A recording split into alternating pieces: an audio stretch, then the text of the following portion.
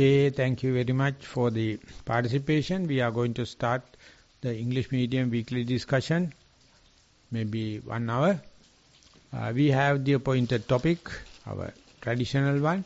So before going to the book, I would like to open the discussion. If you have any common topic or any opening topic to be suggested or any interview reports or something like that, we will take few minutes before going to the book where we stopped the last time.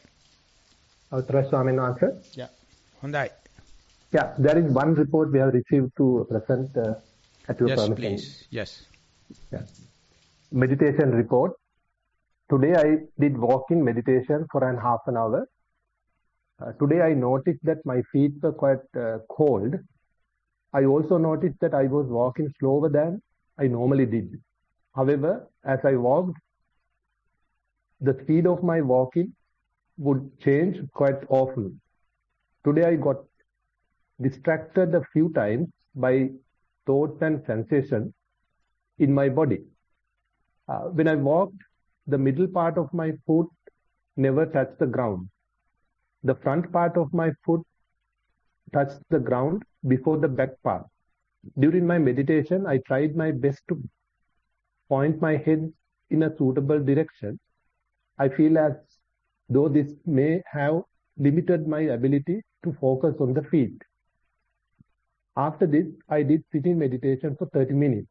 Today, my breath was at a normal temperature throughout my meditation, so I didn't notice much difference. However, similar to my walking speed, the speed that I would breathe had fluctuated throughout my meditation. Today, I mainly breathed through my nose, but sometimes I would breathe through my mouth. At the end of my meditation, I felt quite restless and wanted to open my eyes. However, I kept them closed until the end of my meditation. Thank you for listening to my report. Please advise me, Bhante. Theruvan Sarnai Bhante. He's a 12-year-old person, Bhante. 12 years, yes. Only one sentence I would like to draw my attention regarding the walking meditation. She is very nicely explaining the heel, the ball and the touch and the rub sensation and all the kind of thing. And one specific statement is the middle arch is not being touched. It is not being experienced. So this is the opening to Nibbana. All the touching points and the feeling is the samsara. So when you are observing the samsara fair enough, you find a lot of in-between untouchable areas or unperceivable areas. Sometimes you feel like in the area-wise, sometimes you feel like time-wise, time and space-wise. So in the walking meditation, it is well mentioned, and you can see where there is no touch, very specific, genius characters. The not touching areas, no beginning, no middle, no end. Touching, you have the beginning, the middle and the end. Pleasurable or unpleasurable. No touch means no beginning, no middle, no end. That means Nibbana. So in that screen only, in that canvas only, all the touches are happening. They are never 100%. And quantum physics, they say, touchable areas less than 2%. 99% of the screen, you can't feel it, but you exaggerate the 2% into 98%. That is mental proliferation. And then hardly, unless otherwise you promote your own report, hardly you can feel untouchable areas. But that is what we have to promote. And 12 years old, she's been now undergone a lot of interview reports, and she is now occasionally writing, these areas I can't feel, there's no touch. Now, darling, you have to see these untouchable areas where the arch we call, you know the arch? The leg, this area? Yeah, this part is the arch. There is no beginning, no middle, no end, no symptoms, and you can't locate it. Now you can see locate in related to the heel and the ball. Heel and the ball are the peripheries. But the untouchable areas, no space, no time, no indication, no pivotal point. So Buddha mentioned appatittita anidasana. There's nothing upon which the blank is resting upon. The heel you can see resting upon the ground. You touch it. But this is no pivotal point, no stump, and no sign. Heel you can say it's a hard, warm, cool, and rough, smooth, all the characteristics. You can't. But our senses are to escape these untouchable areas. That is we call shunyata or emptiness, which is 4 terms Buddha used. Sunyato, tucchato, rittato, anattato. Sunya means empty. Ritta means there is nothing substantial in it. Tucchato, sunyato, rittato. Tuchai. Even if it is there, it is no any value. Anattato, there is no self. Self can't take footage because it is not on a footage. So this is the part I doubt whether the 12 years old can understand it. I mean, definitely I know she has the equal rights and equal potential like me to understand it. Kumara did. Yeah, also Can you see in the sitting meditation also, was there any such a relevant part? Because I would have missed it, even had in the sitting report can also. I repeat the paragraph again? Yes. Can I read the paragraph again? You have to read it and repeat only the necessary part. That is what the Kumara means. You read yourself, and yes, if they are irrelevant, please read for us. Swaminatha,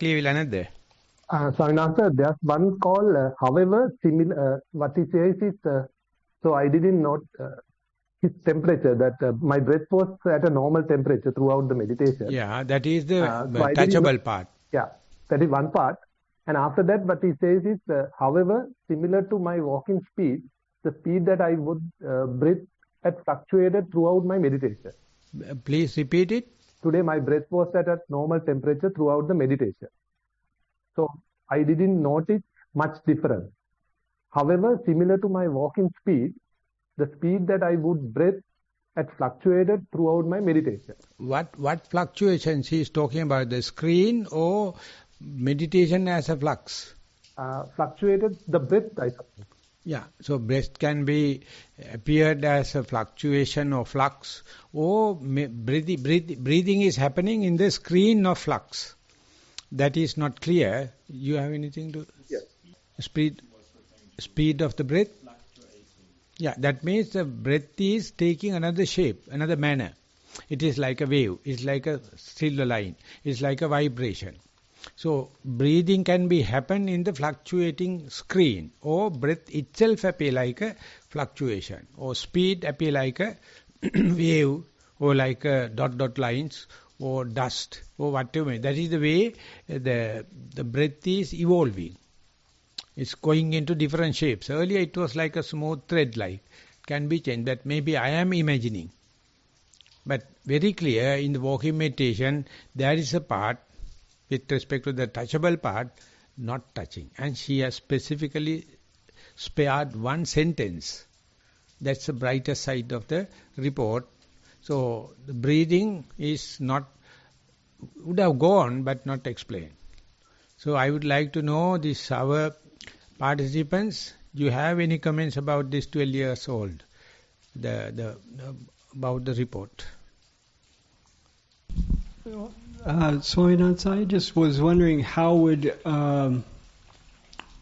we try to, should we try to watch more the arch and see what that's like? That means conditioned mind. Mm. No. That is, if you are observing all the possible shapes and the manners, the space and time of the leg, it is unavoidable you to see some parts are not touching. That is your deductive knowledge. That is your deductive knowledge or inferential knowledge.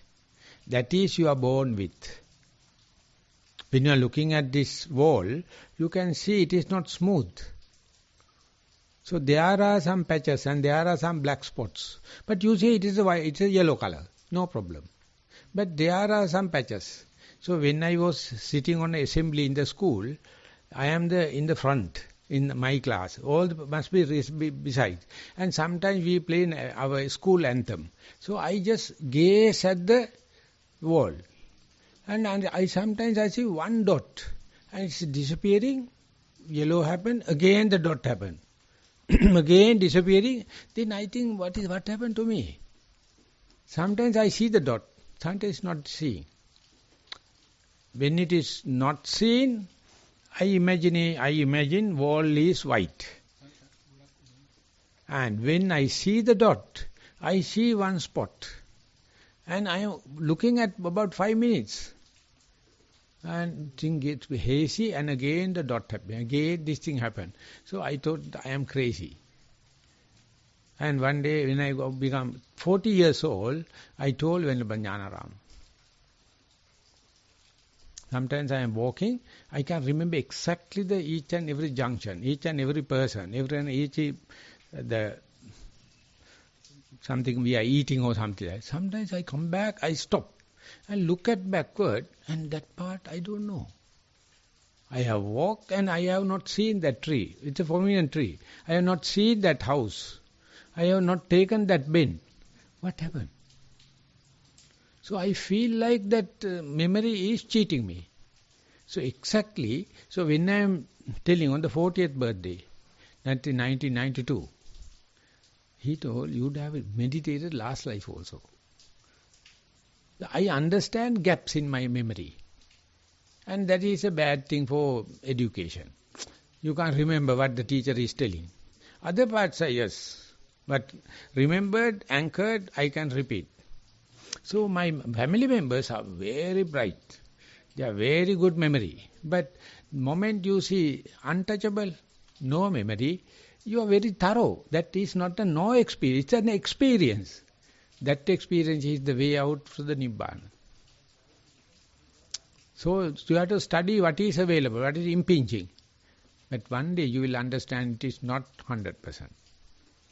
There are some. For example, whatever the machine you are doing, making, lever machine, or petrol machine, or electric, never 100% efficient. Friction is there. Never 100%.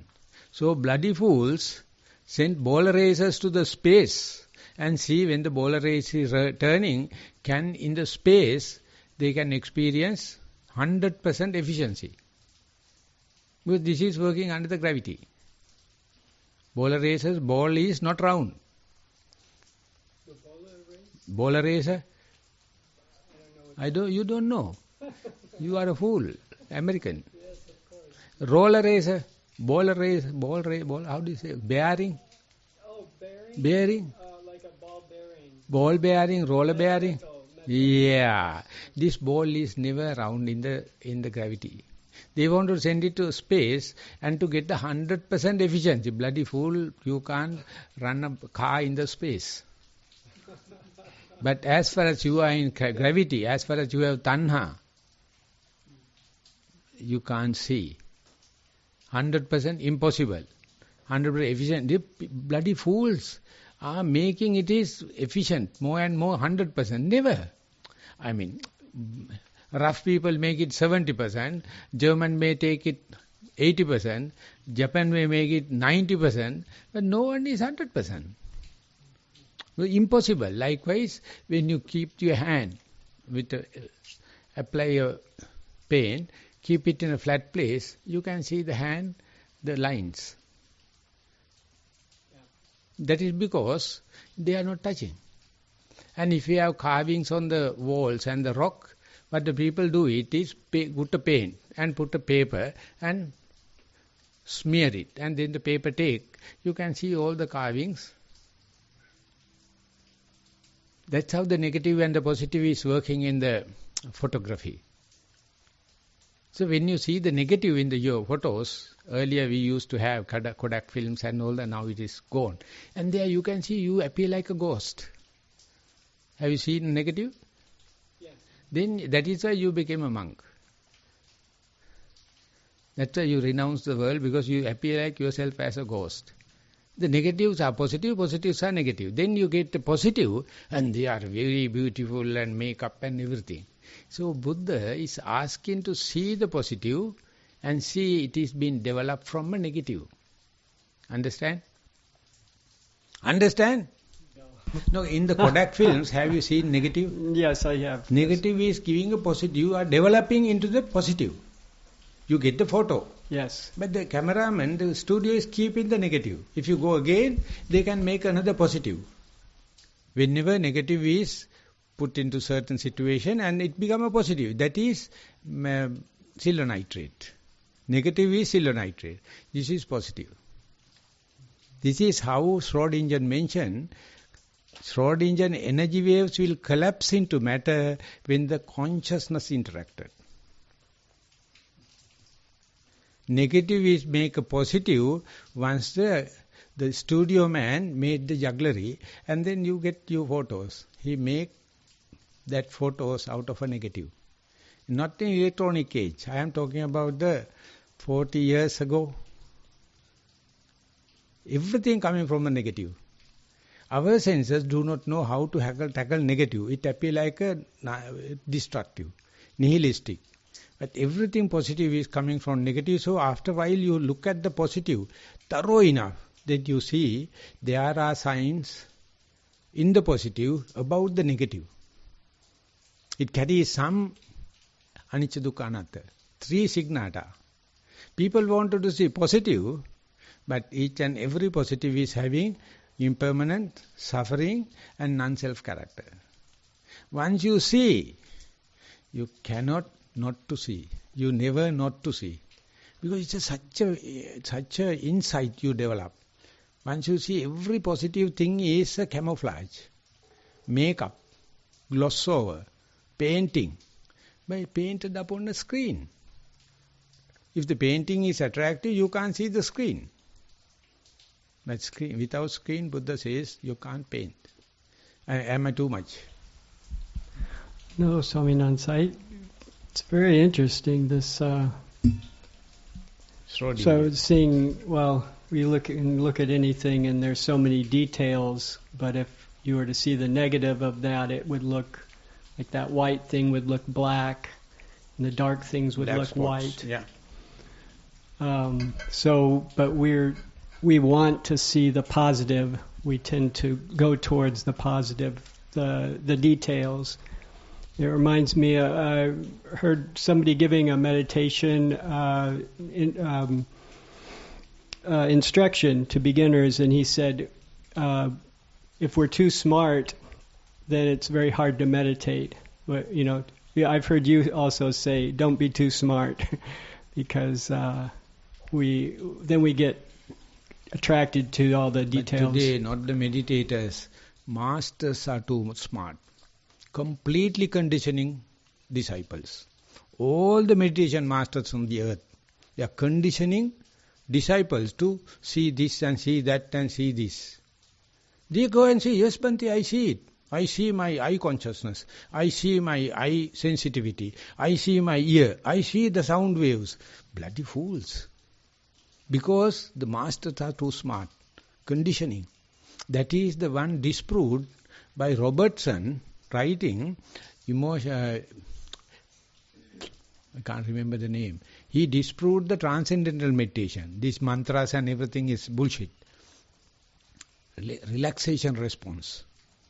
Book went 3 million copies. All these things are your placebo. Placebo. Placebo. Placebo. If you think there are, yes. If you think black spots are there, yes. If you see things, yes. If you see nothing, nothing. So teacher condition you to see things. I'm using the term, please excuse me. Samatha means that. People are mad. I mean, you have to have samatha, you have to concentration. But don't think concentration is nibbana. This is the difference between mindfulness and the consciousness, concentration. People are mad, just like drug addicts, just like womanizers, just like the gambling.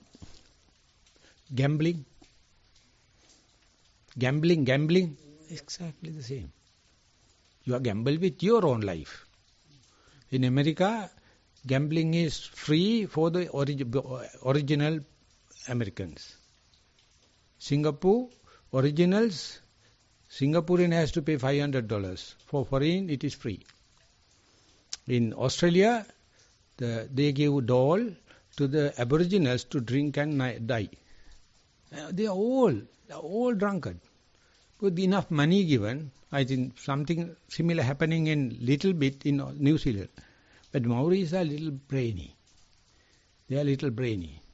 And Sri Lankan Adivasin, I don't know how to say Aboriginals, they are now meditating. They are not killing animals. They take 8 precepts. They have put up a temple. They have put up a shrine. They have put up a dagab and asking me, Blante, please come and save 200 Aboriginal children. If you can save one, enough. But they are killing people. They are addicted people in the forest. Now, they say, you bloody civilized people kill Sri Lanka. You consider we cornered us as aboriginals, but we have some values. African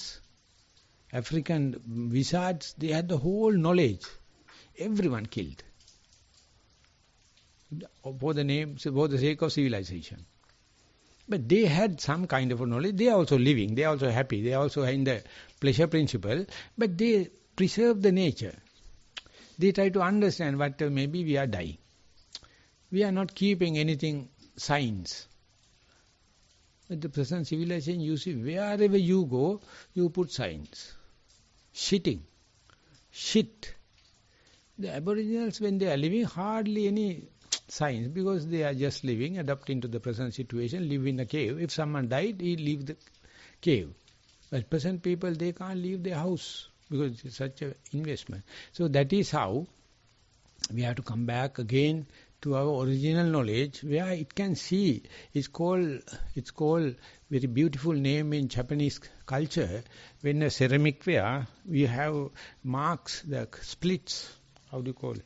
When the ceramic become very old, you have crack signs. Yes. That's a very value-added thing. They fill the cracks with gold and keep it in a showcase. That is, they appreciate the elderly people. American society, present-day Japanese, younger generation is the bright and all the kinds of makeup and kind of thing. But elderly people, Daniel Goleman wrote Going to Pieces Without Falling Apart. Beautiful book. Going to pieces, but not fallen apart. When it's fallen, what is happened? The cracks are there, indicated these are the places going to crack. But our body gone to pieces, but it's not fallen apart. Just like a beehive, bees are flying, going to pieces. But again they can come, and again they can go. But the beehive is there. Beehive means when the humidity is high, they are in a hive. When the humidity is low and sun is there, they are flying and they are collecting bees. That is not the destruction of the hive. They are really in hive. His classic example is when the cows are grazing, cowboy is just having a flute and he is in the shadow. He do not know where the cows are. If the someone come and ask, hey bugger, you are just waiting and music playing, where are the cows? Then he get panic. But he knows in the evening, all will come to the water hole. That is why two smart people always behind the cow. Understand? Give the mic and he will explain his example. Yes, one other thing. I've just been, this really makes sense with what I've been feeling about the way you teach and the way you've teaching mindfulness and making it very simple. And I think I used to think, meditation was very difficult or something, but it's almost like you have to forget about everything you might know about meditation. You are too smart. Nothing wrong. You are too smart. Yeah. But I am not responsible because I kept always you are messy and you are disorganized and disarray. But you become American. That bloody fellow become German. What to do? They have square mind. It's very simple. No, you are bloody complicated. Yes. Very lenient. Yes. I am telling you that everything smashed, gone to pieces without falling apart. Even the fall apart, I know how to refix it. Yeah. I am sorry I am disturbing you. No, that's right. When I came here, I do feel like I'm learning how you are approaching meditation, and it's a relief because there's really nothing to do. It's just paying attention. Don't be smart. Seeing what's happening, and letting the process happen, letting walking happen. So that sentence written by that 12-year-old would they have written unconsciously. But that's the door opening to the Nibbana. At the age 12. And we have to appreciate. All the others are lenient mind. The systematic mind. But that indicates I can't feel the arch. What's the use of writing this in an essay? Because we are asked to see, whatever you see, report. But occasionally there's a sentence, I feel among what is feelable, there are some patches I can't feel. You see what a kind of writing. Venerable. Know anything to add? Please give a version about your example. When the cowboy is with the flute, cows are nowhere. He do not know. But he knows. But if I come and ask the bloody fellow, you are being paid whole one day pay, you are just lying down. If you try to be smart and go in search of cows, he will get astray. You are today very stingy. Yeah, there's an intelligence that's direct knowledge. So that little boy directly knows that if he sits there and waits, the cows will come back. Whereas the intellectual person is like they're trying to control and, where is the cow right now? And that guy is a fool because he doesn't have the direct knowledge. And, this is the distinguishment between knowing in theory and knowing in practice. And the kind of illusion that cognitive knowledge gives us, that we can know the theory so well, then we substitute, as you mentioned earlier on about all these masters. They're wonderful telling all this wonderful theory to their students, but then the problem is that it's all confounded and nobody knows anything actually directly. And the master directly. And the disciple exactly the same. And it's a bubble and it's a reciprocal feedback, and so the master becomes convinced that he's enlightened, and the students are convinced that he is enlightened, and everything out of his mouth is the truth, and it's all a fabrication, because entertainment.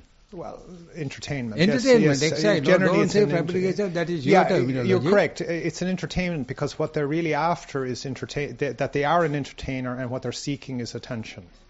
And instead of being somebody who's a bearer of truth and making it clear to other people.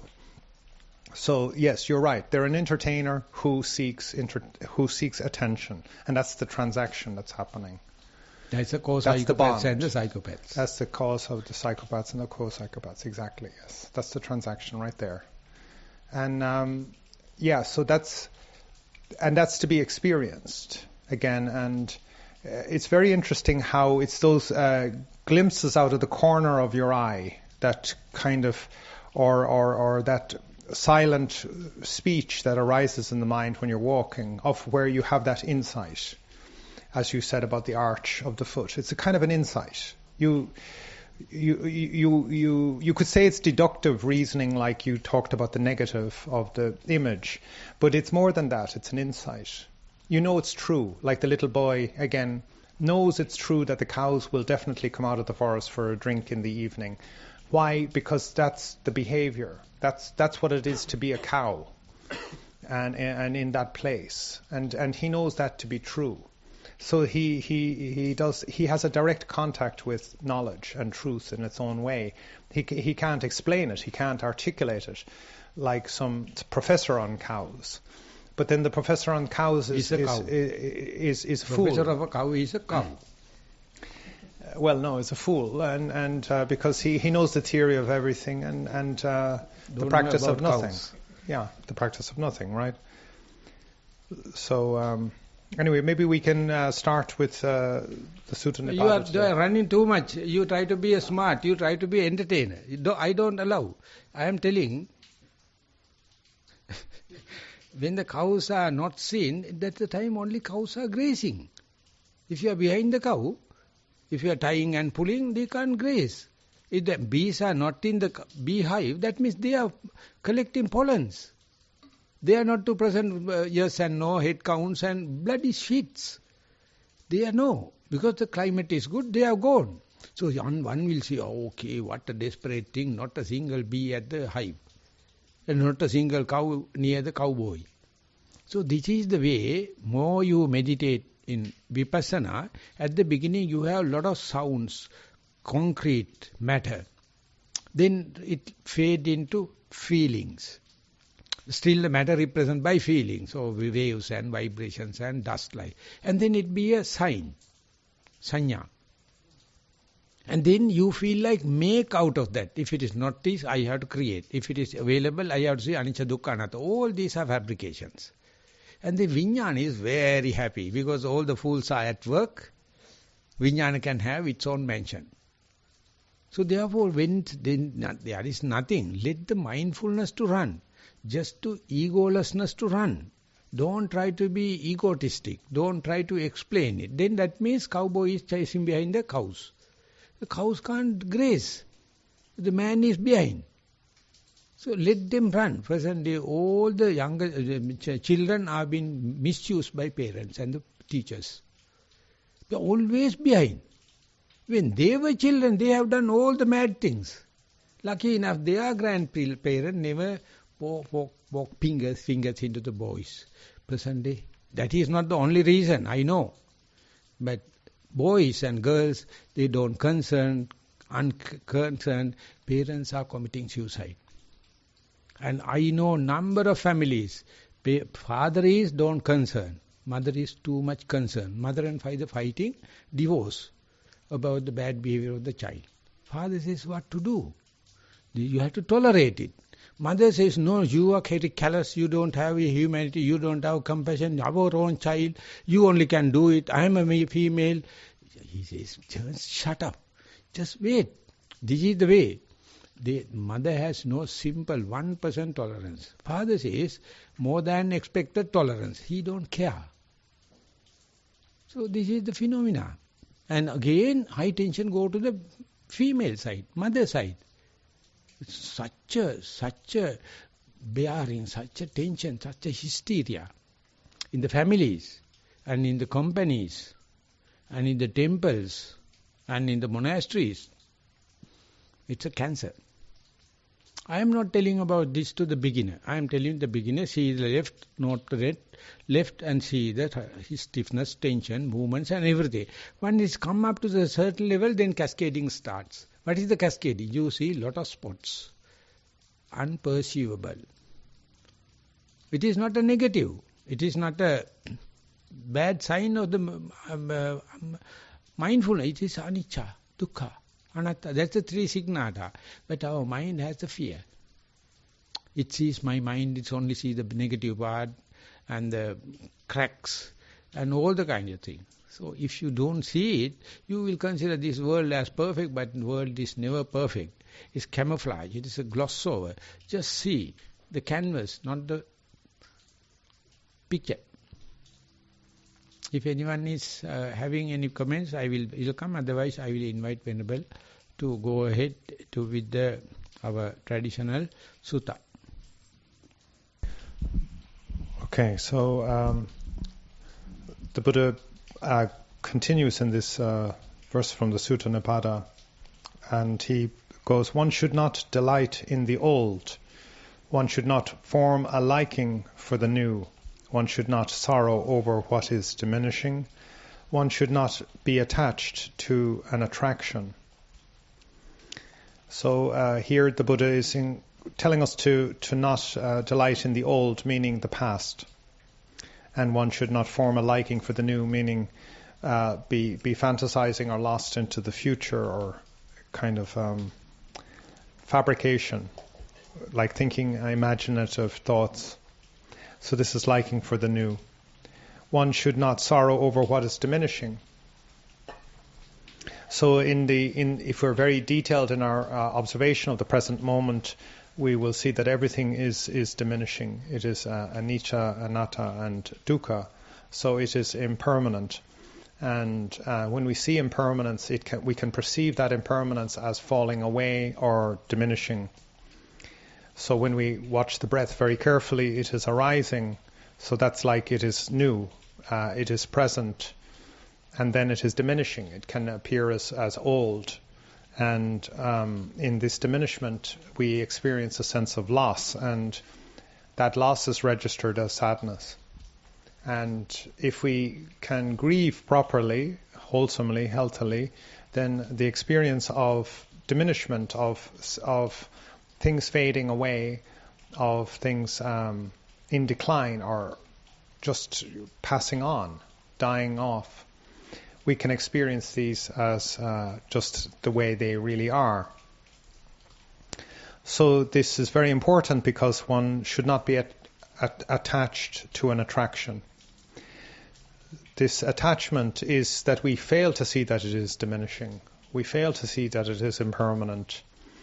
And instead we're attached to the sign or the aspect that this is somehow permanent. So we fail to see the ugliness that is present in everything, and we become attached to that ideal. In a way, beauty or attachment or attraction is seeing the ideal. It's not seeing things as they really are. So this isn't about developing negative states of mind or cultivating negative states of mind. Instead, it is being informed by those negative states of mind. So when we see the old, when we remember these past thoughts, we should also understand that is a present moment thought about the past. When we imagine things and future states and activities, it's actually a present moment thought about the future. And when we see things as attractive, then we should also understand, like the arch of the foot, that we're failing to see what is ugly. And when we sorrow over what is diminishing, we are, maybe we can be informed by our sadness, but in this case, not sorrow means don't morose, don't fall into sort of a deep, attached, a sort of a soppy sadness, a sort of a sadness that's not processing that diminishment. So diminishment is happening all the time, and in every breath there is a diminishment. And that detailed observation of the breath gives us the opportunity to practice and cultivate a deep, direct contact, a direct intimacy with the diminishment in every breath. Also, it's very important to notice the diminishment of the breath, because that's a time where these thoughts of old and new start to flood in and occupy the space of the mind, and we fail to see the whole cycle of the breath. But when we see the whole cycle of the breath, we see the beginning, the middle, and the end, and then the end is, in a way, the cause of the beginning. So you can see how nihilistic thinking can be very negative-minded, because they see everything as an end. That it's that you only have this life, and therefore there is no future life, and that this cause, this life as we live it right now, is not. They don't understand how that's a cause. That this life we're living now is a result, or that this life we're living now will be a cause for something in the future, because they just see it as ending and finished, and then it becomes very nihilistic. And if you have nihilism, then you're not responsible. If you do something, there's no consequence. So you become quite cavalier and callous. You can become immoral. And this is a failure to see the diminishment that's actually happening all the time. And when we can sort of be informed by that diminishment of the breath, that ability to incline the mind towards the dissolution in all things, then this is a very powerful nutriment also for Nibbana, I would say. But I would be very happy to hear what Maha Thero has to say, and maybe you could read out what it says in Pali and in Sinhalese. Thank you. Puranang nabinandeya nave khanting na kubbaye hiyamane na socheya akasang na sitosya.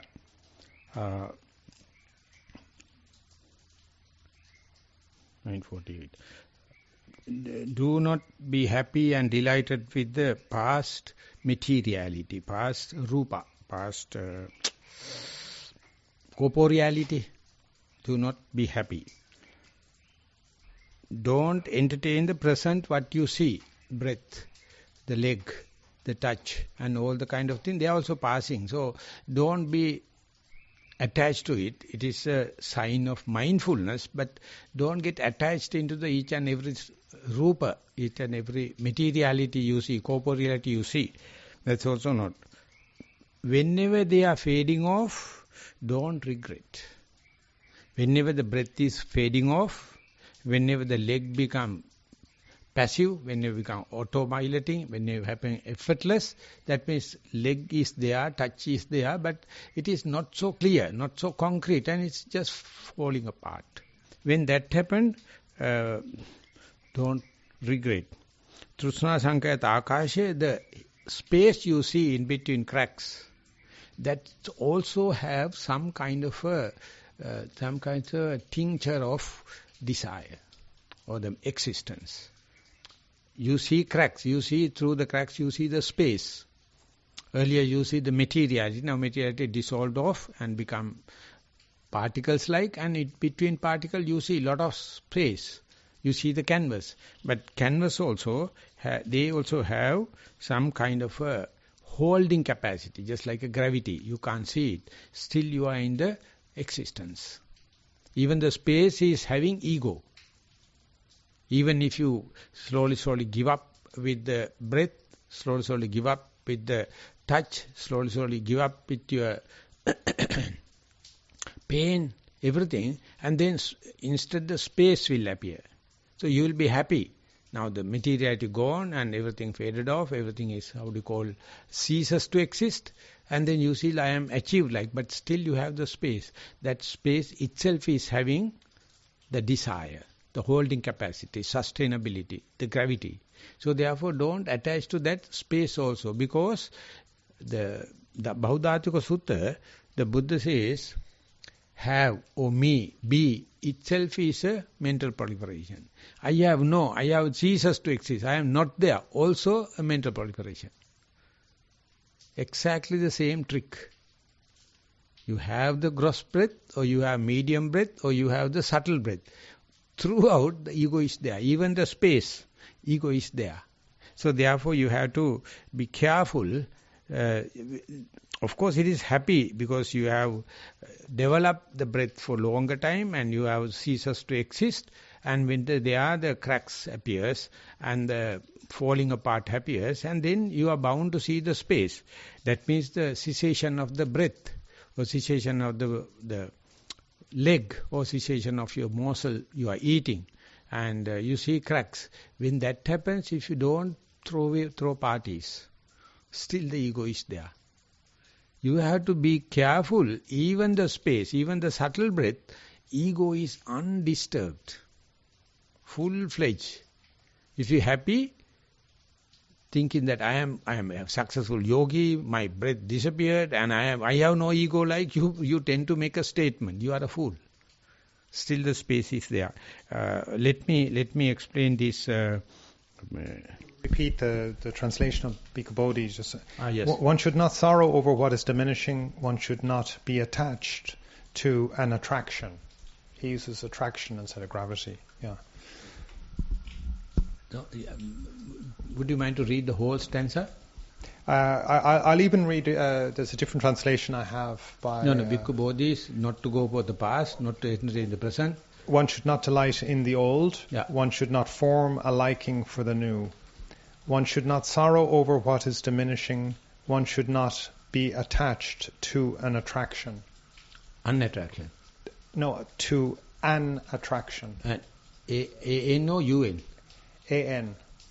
An attraction means unattraction maybe. No, an attraction means something that is attracting. Like you mentioned, gravity is attracting the particles together. Here this thing it says Akasha.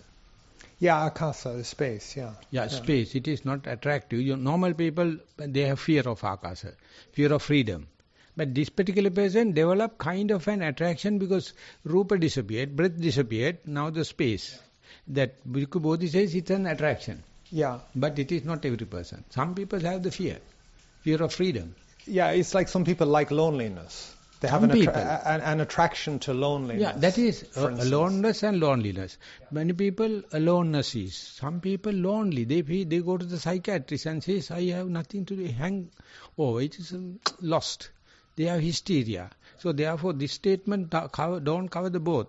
This thing, and that is the point Buddha is mentioning. He says, just as when monks, on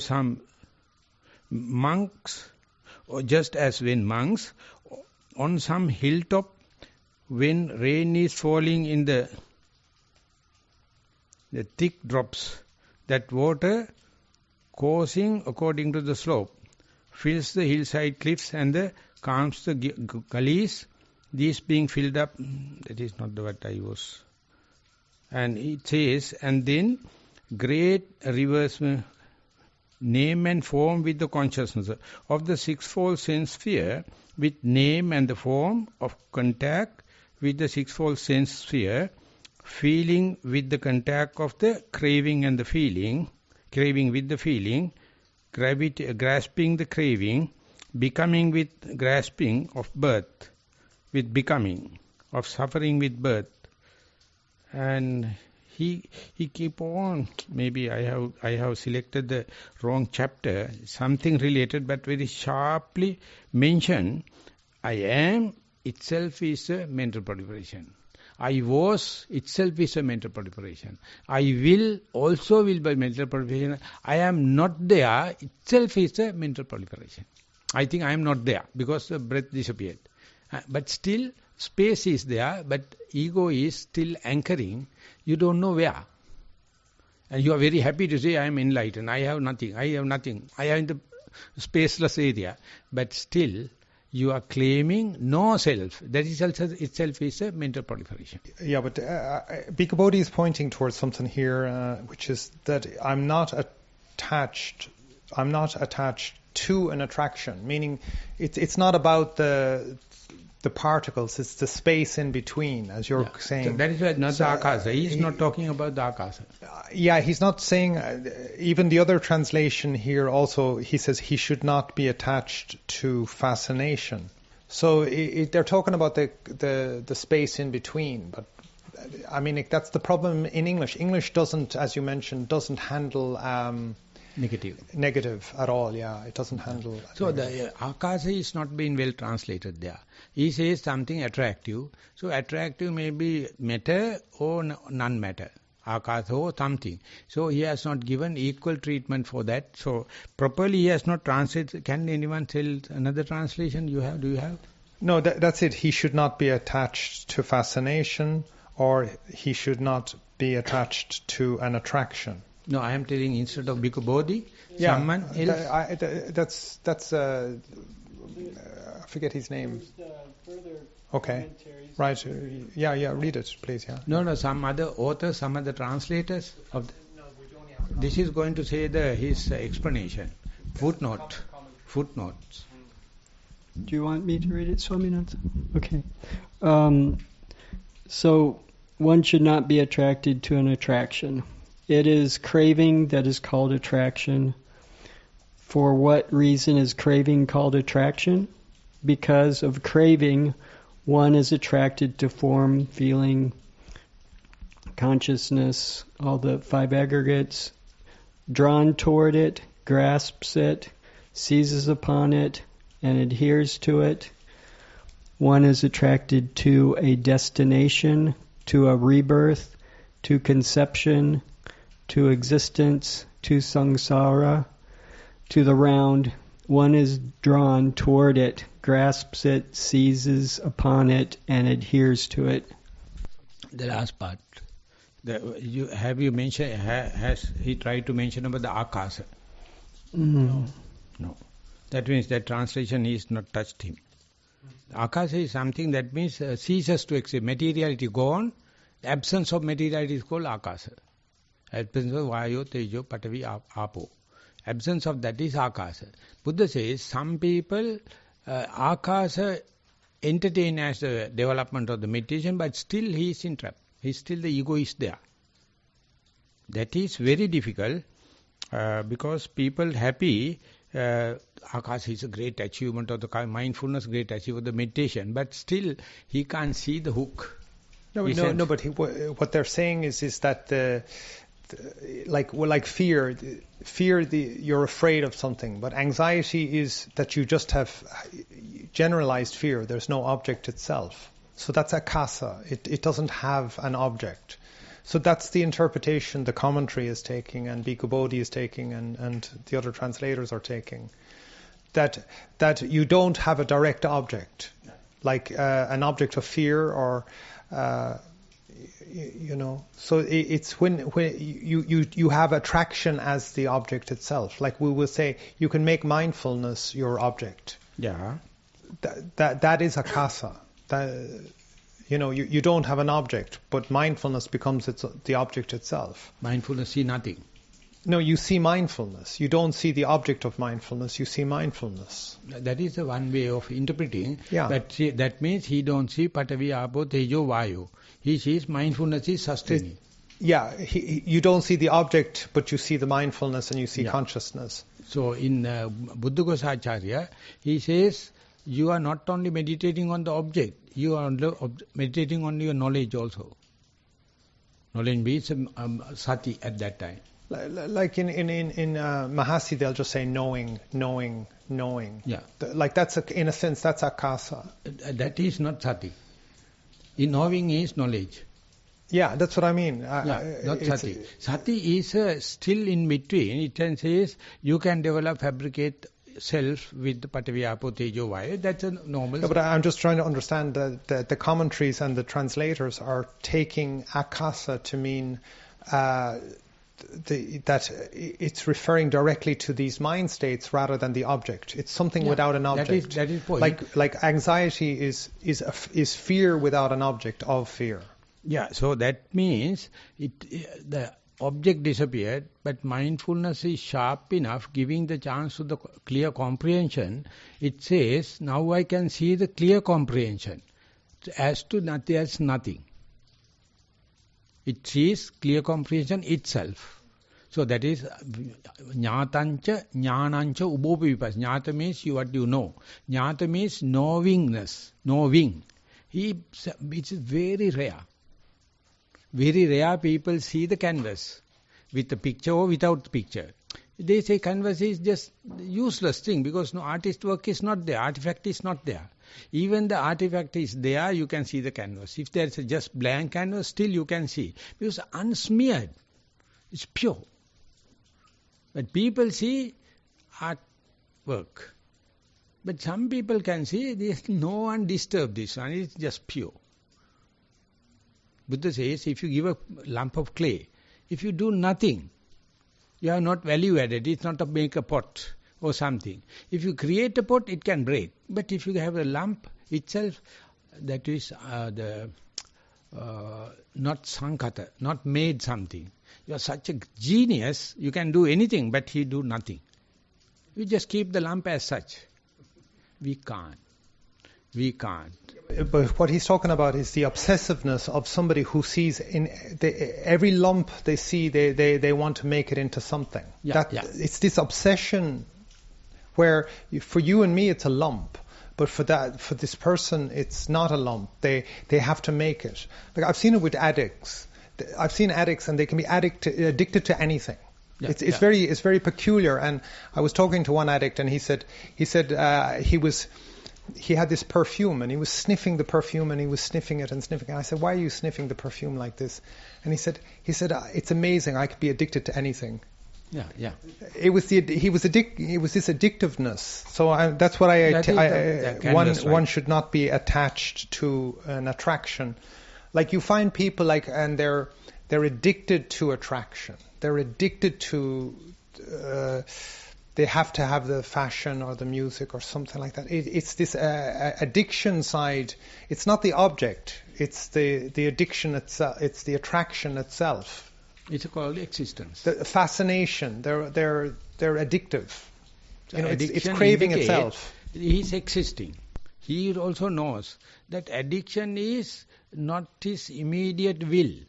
It's his character trait, his personality trait. Underlying tendency, other person can see you are addicted to smell, you are addicted to smoke, you are addicted to this and that. So indicate difference, but no one can live without an addiction. But comparing, you can see you are sniffing, you are smoking, so we can see. I've seen it with hoarders, like their place is full of stuff, like to the roof. And they, why are they hoarding? They get no pleasure out of the thing, but they get the pleasure out of the hoarding. So it's the addiction to an attraction is the problem, not the object. I have that obsession. I know you do. My room is full of material. Wherever I go, I bring books. I bring iron, tools. It's Akasha. It's no so space. when I go outside, you fill the space with stuff. So when I am traveling, 4 months I am out. Sometimes 5 months. And even in Sri Lanka, I just go to the hotel rooms and I go there, complete bed. Everything is prepared. And it's a monastery, imagine. So last time when we go there, it's made for visitors. Perfect. Just like a 5-star hotel. And Singaraja, he is a hotelier. So before he went came to my room, remove everything and clean the bed. And without split, I just jump it and mashed it. Just like a naughty boy. He said, what the Bhante, I don't like this cleanliness. That is exactly you. How your mother made a man out of you. How much your sisters would have taken. You completely messed it up. Again, he cleaned it. So when I see everything is, when the water pool is very clean, I just wanted to throw a stone. And then again it calms down. So I am waiting someone to throw, because that is a kind of boyishness, bolstering, I want to say that, boisterous. So some people are happy with that. And I am happy when everything is messed up. In unorderly manner, disorganized, then I know I have a role. Either clean or mess it up. So so you are opposite. Because you can understand, because he is coming daily, spend 1 hour with me in this mess. He never come and clean the places. He just sit. There are four chairs every time. Each chair is full of robes and pillows and everything. He just find a place and he just sit. He never clean. I'm not disturbed by your mess. I can make peace with it. It's a character. Knowing you is you have to deal with this chaos and mess. No, the whole life is a chaos. Yeah, I know, and it's quite in detail. It's not just objects. I've been trying to organize your travel plan. It's a nightmare. Nightmare. Unbelievable. Day by day it is changing. Chaos. And it's funny. I am a world totter. Traveling like anything. I don't care, because I asked the inviter, please make arrangements. Whatever it may be, I am ready. But they try to make a very good and best. Sometimes the worst it becomes. Sometimes traveling with a helper. Helper is undergoing a hell. Because he has to get up before me, and I all of a sudden start and go to the car. He has to run. He has to organize everything. He says, Bhante, it's a kind of a thing to be with you. And even in the room, difficult. So I am going to read Bahudachaka Sutta. So I hope, time up. Is it allowed? Steadied, whereon the tides of conceit, mananusaya, no more occur in him. Steadied, I mean, say the monk. S-T-E-A-D-I-E-D. S-T-E-A-D-I-E-D. Steadied. He has no mananusaya occur in him, and when the tides of the conceit no more occurs, he is called the hermit, stilled, muni, santo. So it was said in the Sutta Buddha. And with reference to what was this said, Buddha asking why I am telling like that. If the things are calmed down, I go, he is a hermit. He is a good meditator. Why I am telling that? Am is a conceit. I am is manyitang. Am is a manyitang. It's a mind made. I am is a conceit. I am this. I am this is a conceit. I shall be, within bracket, is a conceit. I shall not be. This is the part I wanted to tell. I am no more. My ego is gone. That's a kind of a conceit. That is the part Buddha says, even the Akasha happen, don't think it is free of desire. Desire is there. You are happy to say, I am no more. I am not be. That is the worst part in learned Buddhists. They are very happy to declare, no, I did meditation. I am all object gone. I can see the spaceless, everything, and they are conceited. So then I ask, are you once get up, are you still enlightened or still the same old fool? Because within that space also, the conceit, egotistic is running. So this is the part. It is a conceit. I shall not be is a conceit. I shall be possessed of a form with the meta is a conceit. I shall be formless. Akasha is a conceit. I shall be percipient. That also knower. Is a conceit. I shall be non-percipient is a conceit. I shall be neither percipient nor non-percipient, neva sanya, na sanya is a conceit. All the jhana people make mansions and ladders. All conceit. Conceit is a disease. Conceit is a cancer. Conceit is a dart. It is with the surrounding of all conceits that he is called hermit stilled. All the conceit, everything hoard, everything, but you are undisturbed. He is called the hermit who is stilled, neither is born, nor ages, nor dies. He unshaken, na kuppati, unperturbed, na kuppati, and free from longing. He don't expect something for him to have his egotism. He need no any substrata. He has none of that whereby he might be born, not being born. Now shall he, how can he be aged? Not aging, how shall he die? Not dying, how shall he be shaken? Being unshaken, what shall he long for? So, it was the reference to this that it was said, steadied, whereon the tides of the conceits no more occur in him. And when the tides of the conceit occur no more, he is called hermit still. That's the end of today's discussion.